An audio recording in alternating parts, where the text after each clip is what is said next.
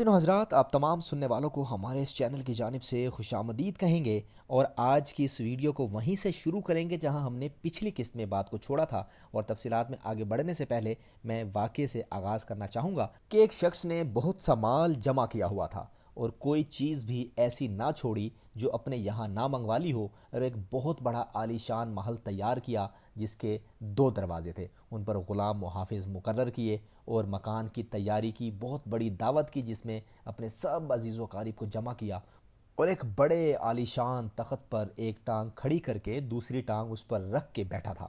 لوگ کھانا کھا رہے تھے اور وہ اپنے دل میں کہہ رہا تھا کہ ہر قسم کا ذخیرہ اتنا جمع ہو گیا ہے کہ کئی سال تک تو اب خریدنا نہ پڑے گا۔ یہ خیال دل میں گزرا ہی تھا کہ ایک فقیر پھٹے پرانے کپڑے، گردن میں فقیروں جیسا جھولا پڑا ہوا، اور دروازے پر آیا اور اس زور سے کیواڑوں کو پیٹنا شروع کیا کہ اس کے تخت تک آواز پہنچی۔ غلام دوڑے ہوئے باہر آئے کہ یہ کون نامعقول ہے۔ اس سے جا کر پوچھا کہ کیا بات ہے۔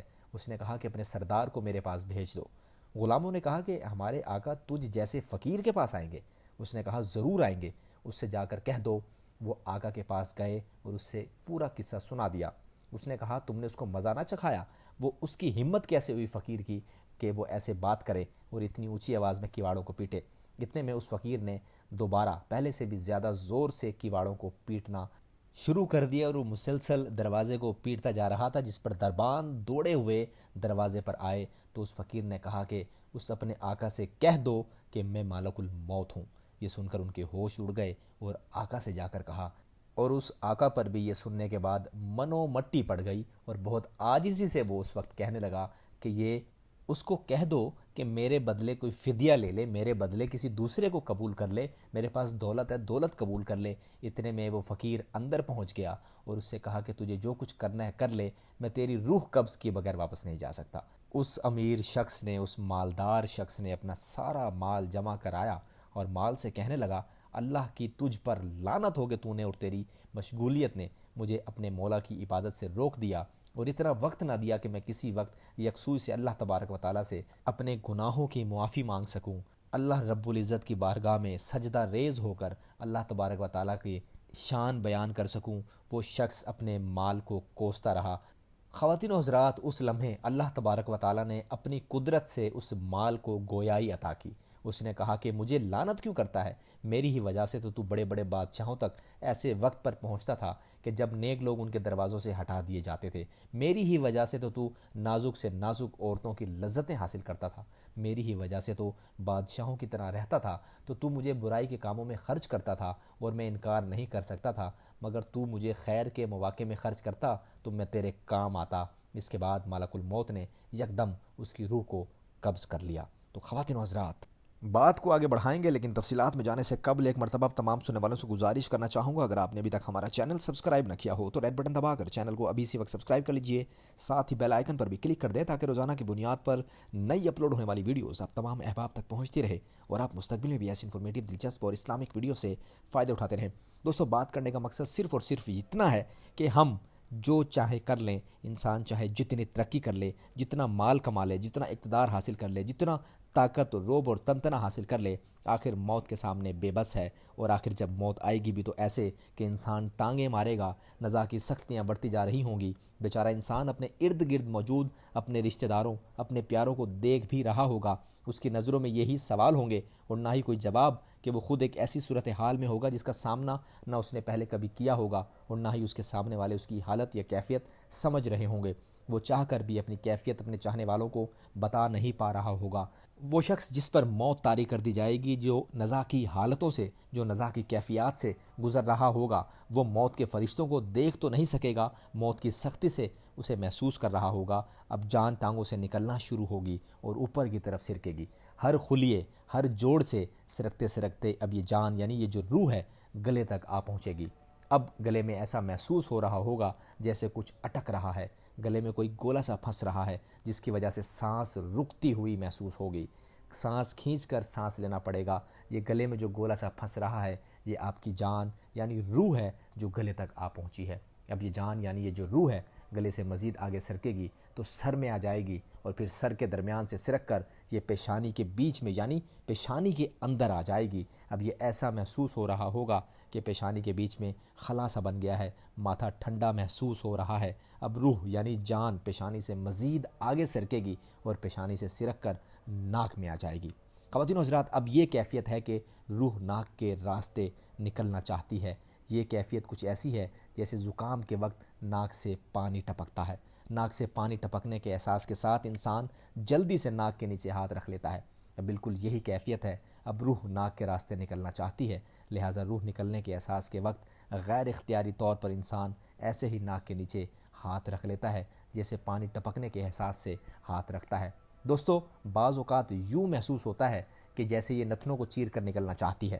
خواتین و حضرات، یہ نزا کا عالم، یہ موت کا طاری ہونا، یہ موت کی کیفیت میں انسان کا رہنا، یہ شاید چند لمحوں کا عمل ہے، لیکن یہ لمحوں کا عمل لمحوں میں بھی ظہور میں آ سکتا ہے، اور یہ لمحوں کا عمل ہفتوں مہینوں پر بھی مشتمل ہو سکتا ہے۔ اچھے لوگوں کی روح لمحوں میں ہوا کی طرح نکل جاتی ہے، برے لوگوں کی روح ہفتوں مہینوں میں جوڑ جوڑ سے سرکتی ہے، جیسے کانٹے دار جھاڑی سے باریک کپڑا گھسیٹا جا رہا ہو۔ جوڑ جوڑ میں تکلیف، گھبراہٹ، بے چینی، کبھی ایک حصے سے جان گئی تو ہفتوں بعد دوسرے حصے سے جان آہستہ آہستہ نکلتی ہے، یعنی لمحوں کا عمل مہینوں پر بھی محیط ہو سکتا ہے۔ خواتین و حضرات، بنی اسرائیل کے ظالموں میں ایک ظالم اپنے گھر میں بیٹھا ہوا اپنی بیوی سے تخلیہ کر رہا تھا۔ اتنے میں دیکھا کہ گھر میں ایک اجنبی آدمی دروازے سے چلا آ رہا ہے۔ یہ شخص نہایت غصے میں اس کی طرف لپکا کہ آخر یہ کون ہے جو میرے گھر میں بغیر اجازت اچانک داخل ہو گیا ہے۔ اس سے پوچھا کہ تو کون ہے اور گھر میں آنے کی تجھے کس نے اجازت دی؟ تو خواتین و حضرات، اس نے جواب دیا کہ مجھے اس گھر کے مالک نے اندر آنے کو کہا ہے، اور میں وہ شخص ہوں جس کو نہ کوئی پردہ روک سکتا ہے، اور نہ بادشاہوں کے پاس جانے کے لیے مجھے اجازت کی ضرورت ہوتی ہے، اور نہ کسی ظالم کے دبدبے سے ڈرتا ہوں، نہ کسی مغرور اور متکبر کے پاس جانے سے مجھے کوئی چیز مانے یعنی کہ روکتی ہے۔ اس کی یہ تمام گفتگو سن کر وہ ظالم خوف زدہ ہو گیا، بدن میں کپ کپی طاری ہو گئی اور اوندھے منہ گر گیا۔ اس کے بعد نہایت عاجزی سے کہنے لگا، پھر تو آپ ملک الموت ہیں؟ اس نے کہا، ہاں میں وہی ہوں۔ صاحب مکان نے کہا کہ آپ مجھے اتنی مہلت دے دیں کہ میں وصیت ہی نہ لکھ دوں۔ فرشتے نے کہا کہ اب اس کا وقت بھی دور چلا گیا، افسوس کہ تیری مدت ختم ہو چکی ہے، سانس پورے ہو گئے ہیں اور تیرا وقت آ گیا ہے، اب میں تیرے لیے ذرا سی تاخیر کی بھی گنجائش نہیں رکھتا۔ صاحب مکان اس ظالم شخص نے پوچھا کہ آپ مجھے کہاں لے جائیں گے؟ فرشتے نے کہا، تیرے اعمال جو آگے آئے ہوئے ہیں ان کے پاس ہی تجھے لے کے جاؤں گا، یعنی جیسے عمل تو نے کیے ہوں گے وہی ٹھکانہ ہوں گے، اور جس قسم کا تو نے اس جہان میں گھر بنا رکھا ہوگا وہی تجھے ملے گا، اور اسی حوالے سے اگر تیرے عمل نیک ہوں گے تو تیرا ماحول، تیرا گھرانہ اور تیرا ٹھکانہ بہت خوبصورت ہوگا، لیکن کیونکہ تیرے عمل اس طرح سے نہیں ہیں تو تیرا ٹھکانہ جہنم ہوگا، اور میں تجھے آگ کی طرف لے کے جاؤں گا، اور بے شک وہ آگ ایسی ہے، ایسی دہکتی ہوئی ہے جو کھال تک کھینچ لے گی، اور اس شخص کو جس نے دنیا میں حق سے منہ پھیرا، بے توجہی اختیار کی، وہ آگ خود ہی اس کو اپنی طرف بلا لے گی، اپنی طرف کھینچ لے گی۔ اس کے بعد اس فرشتے نے اس کی جان نکال لی۔ گھر میں کوہرام مچ گیا، کوئی رو رہا تھا، کوئی چلا رہا تھا۔ خواتین و حضرات، اگر لوگوں کو یہ معلوم ہو جائے کہ مردہ جس حالت سے گزر رہا ہے اور کوئی ظالم، بدکار، بدبخت موت کی یا نزا کی عالم میں اس وقت گزر رہا ہے، اس پر اس وقت کیا بیت رہی ہے، تو اس کے مرنے سے زیادہ آہو بکا اس حالت پر ہونے لگے جو اس وقت اس پر بیت رہی ہوگی۔ تو خواتین و حضرات، موت کے حوالے سے نزا کی جو کیفیات ہیں، جب فرشتے آئیں گے تو اسی حوالے سے جو اعمال ہمارے آگے پہنچ چکے ہوں گے، جس طریقے کے اعمال ہم دنیا میں کرتے رہے ہوں گے، جو اگر بدکار ہوں گے تو اس حوالے سے نزا کے فرشتے آئیں گے، اور اگر ہم ہر طرح سے اللہ تعالیٰ کے نبی اکرم صلی اللہ علیہ وآلہ وسلم کی تعلیمات کی روشنی میں زندگی گزار رہے ہوں گے تو اس حوالے سے فرشتے ہماری روحوں کو قبض کرنے کے لیے دنیا میں آئیں گے۔ دوستو، امید ہے کہ آج کی یہ ویڈیو آپ تمام احباب کو پسند آئی ہوگی۔ اگلی قسط میں ہم اس کا اگلا حصہ شروع کریں گے کہ کس طریقے سے نیک لوگوں کی روح کو کون سے فرشتے اللہ تبارک و تعالیٰ کی جانب سے اس دنیا میں آتے ہیں، اور کس طریقے سے وہ نیک کاروں کی روحوں کو قبض کرتے ہیں۔ آپ اگلی قسط میں یہ سارا منظر ملاحظہ کر سکتے ہیں۔ اختتام پذیر ہونے سے قبل ایک مرتبہ پھر آپ تمام سننے والوں سے گزارش کرنا چاہیں گے، اگر آپ نے ابھی تک ہمارا یہ چینل سبسکرائب نہ کیا ہو تو ریڈ بٹن دبا کر چینل کو ابھی اسی وقت سبسکرائب کر لیجئے، ساتھ ہی بیل آئیکن پر بھی کلک کر دیں تاکہ روزانہ کی بنیاد پر نئی اپلوڈ ہونے والی ویڈیوز آپ تمام احباب تک پہنچتی رہے، اور آپ مستقبل میں بھی ایسی انفارمیٹیو اور دلچسپ اور اسلامک ویڈیو سے فائدے اٹھاتے رہیں۔ دوستو، آپ سبھی کی سماعتوں کا بے حد شکریہ۔